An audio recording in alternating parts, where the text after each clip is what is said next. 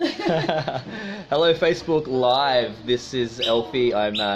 I'm here with Alexis and Birutė, lovely girls in the background. Say hi, girls. Hi. So we're just having a multi-part conversation, and these girls are just keen to be observers, just like you, in the conversation, and also partakers. If there's any questions or anything that pops up in the conversation, the ladies will chime in, I'm sure, whilst they're having their delicious food. So welcome to everyone as you're coming on board. We're just having some delicious food here at the series. So that's cool. This is a multi-part conversation about my key takeaways and highlights from this book right here, which is called The Motivation Manifesto. A bunch of you guys said you wanted to have some of that feedback. I've just finished the book this morning. Been reading it pretty much non-stop for the last couple of weeks. So we're just going to start with an overview today, and then do little parts after that on each of the different parts of the book. So just going to start really high and then chunk down into each of the different points. So today is just the high level. So we just want to start with, what's your favorite book yourself that you've been actually reading and it's been improving your life? Just love to hear that recommendation. I am looking for a couple more books to get into, and I'm sure everyone else would love to hear that too. So just pop your comments down below. So one of the interesting points as well is, actually, I just realized this morning that this book does link quite back to the financial freedom formula. And one of the main ways that it does that is the Motivation Manifesto really talks about virtues in life, and it talks about, what are these things that we can embody and then encourage other people to have as well, these virtues that end up causing this virtuous spiral. So I speak in the financial freedom formula about the virtuous spiral when it comes to wealth, and that things are just coming at you, and there's all these beautiful opportunities that are coming along. And essentially, that is what the Motivation Manifesto actually inspires us to be. So it has these virtues, and it talks about how to embody those virtues into our everyday life so that we can create our own virtuous spiral in life overall. And I'm sure that will impact your finances as well. So highly recommend the book, especially for the $7 delivery that it costs for the free book. It's sat on my shelf for a good year because I thought it's just one of those free books. It looks really good, on my shelf, on my bedside table, but then actually picking it up and reading it, I've been blown away by it. So, please mention your favorite book if you have in the comments down below, or any questions you have as they come up as I review this. So, I'm just going to read out the actual 9 declarations he talks about to claim your personal power. And before I do that, I'll read a couple of the quotes from the start of the book, which are really good. So Albert Einstein says, "All religions, arts and sciences are branches of the same tree. All these aspirations are directed toward ennobling man's life, lifting it from the sphere of mere physical existence and leading the individual towards freedom." And John F. Kennedy said, "Conformity is the jailer of freedom and the enemy of growth." So this whole book really does center a lot around reclaiming your personal freedom, which is big for me, as you may know. So just reading out the 9, and as I read these out, if you girls or one of you guys watching wants me to just dig deeper, just vote for your favorite one out of the 9, and I'll actually read the full paragraph of declaration from that one out of the 9. So the 9 declarations are: we shall meet life with full presence and power. We shall reclaim our agenda. We shall defeat our demons. We shall advance with abandon. We shall practice joy and gratitude. We shall not break our integrity. We shall amplify love. We shall inspire greatness. And we shall slow time. So out of those, please pop on the comments down below which one you'd like me to read, and I will read it out in full for that particular one.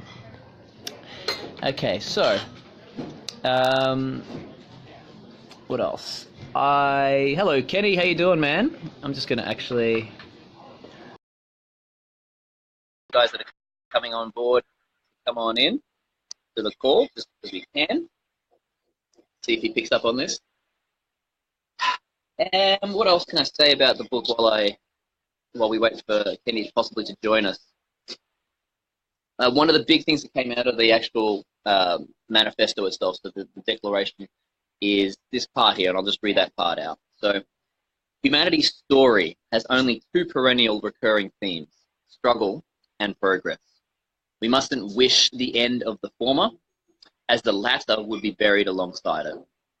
And so let us be clear that the small, complaining, undisciplined part of ourselves, the distracted character wanting nothing but convenience and ease, is unfit to be the ruler of our new destiny.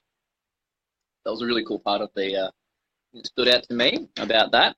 So if you girls have any comments about the things, feel free to chime in. And we'll go from there. So I'll just read a couple of other cool highlights. The ultimate narrative of the human species is its quest for more freedom and the related struggles to ascending to higher standards of living and relating. Total agreement there. The long light of this golden age of peace and prosperity has changed the world for the better, but for some it has led to a sunburn of the soul, an excessive exposure to abundance that has led to indolence, greed, narcissism, and entitlement. Now, if I could think of one of the things that has really gotten to me in that book, was that particular paragraph there. So, having achieved financial freedom and being able to sit back and watch YouTube all day or wander around tribe and have lots of love and festivals. This age of peace and prosperity has really caused me to be able to just kick back and relax and not be actually hating the concept of struggle. I really hated the idea of struggle, which is something I've embraced in the last year, and something that I think is reflected in society. And as we, as a society, tend to go towards this idea of leveraged freedom and accessible pleasure, it can be easy to just sort of not want to do anything besides sit in that pleasure. I mean, that's kind of how we're biologically designed, to minimize our pain and output. Cool. So say hello, guys, and just anything you want to comment. Read out a couple more points here. Self-oppression is the condition of letting our own negative thoughts and actions restrict us. It's an inside job, a burdening of our spirit by incessant doubt, worry, fear, and distraction. Any comments about that, B? Yes. Yes. No comment. No comments. Cool. All right, one more I'll read out. Freedom requires responsibility to choose who we are above and beyond our immediate impulses, needs, and social pressures, so that we can genuinely express the type of person we want to be, live life we truly want to live, and leave the legacy we desire. We must be conscious and responsible for our beliefs and behaviors if we are ever to be free. That's interesting. So the concept of freedom requiring responsibility, and that essentially, complete chaotic freedom or complete option over everything without any kind of self-imposed responsibility does lead to chaos. So, welcome Matthew Davey onto the cast as well. And I believe I'm going to leave it at that. I will read one part of the declaration out for you guys. So maybe we'll get you girls to choose one. What about the one of reclaiming our agenda? Reclaiming our agenda. I will gladly. Would you like to read it out, or would you like me? How long is it? It's a short one. So we'll get Alexis here to read this out. Yeah. Wonderful voice. Reclaim our agenda. Yeah. So just read from there. From here to here. Yep. Okay. We have conceded control of our daily lives amid incessant distraction. Our discipline in pursuing high ambitions has vanished. The white space of a free day seems unfathomable because we have become hypnotized by a false but compelling need to respond to all the needs of others. We are pulled out from every angle, torn from meaningful efforts by frivolous pursuits or false emergencies, and we are often unsure how to balance our lives with the needs of those we love. We are too often detached from what is most worth fighting for. Our busy work consumes our day, but it is not our life's work. Most do not feel a stirring life purpose. They don't hunger for it in the morning or orientate their day to pursue it. A life of greater joy power and satisfaction awaits those who continuously design their life. For this, we now declare we shall reclaim our agenda. Thank you so much, Alexis. Yeah. Great, guys. So I'm just about to wrap up. We'll just see if Mr. Pavoni wants to join on for 2 seconds and just say hello. I love this whole idea of inviting people onto the task so we could get your thoughts, input, or just any kind of comments you want to make. So let's see if it works. See if the technology is working with us. I'm just going to double check. Babe, can you pass me the book for 2 seconds? I want to make sure I'm doing complete work. So I was going to go through to a certain page in my notes here. So I've literally just covered the first part, which is the declaration of the personal power itself. And we've also gone through to cover the chapter on freedom. It goes through to page 25. So yeah, there is one more point here as well that I can leave you guys with. And that is, come on, Kenny, come say hi. I'm trying to invite you onto the cast, but it could just be the fact that I'm trying a new bit of technology that isn't in your version of Facebook. So, okay, the last thing I want to read out is, and so we want freedom from pain, and yet we'll celebrate meaningful, hello, Kenny, struggle and hardship, because we know those very things will free us from one level of life and set us into another. So, Kenny, say hi. I don't know if we can hear you. Hey, look, there it is. Oh. Look at us, little ambassadors for this guy. Can we hear you? Can you say something, buddy?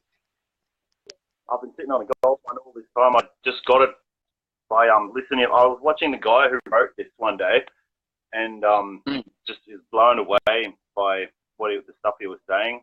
And I took up the opportunity to get his free book. Sweet, can't hurt. Paid for the shipping and got it to me, and I started reading it. Wow! And then I put it down like all the other books. I'm currently reading through this one, Start Worrying and Start Living, which is really That's Dale Carnegie. But what's the book called? Dale Carnegie, yeah. It's been How to Stop Worrying and Start Living. Aha. Cool. Well, if you start living, you automatically stop worrying, right? Yeah. Cool, man. That's awesome, man. Well, I'm going to read this out to you then. I'm going to read this out again to you and see what it.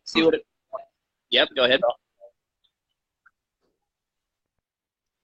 No, you're right, man. Cool. I might pick that up. Okay, awesome, bro. Yeah.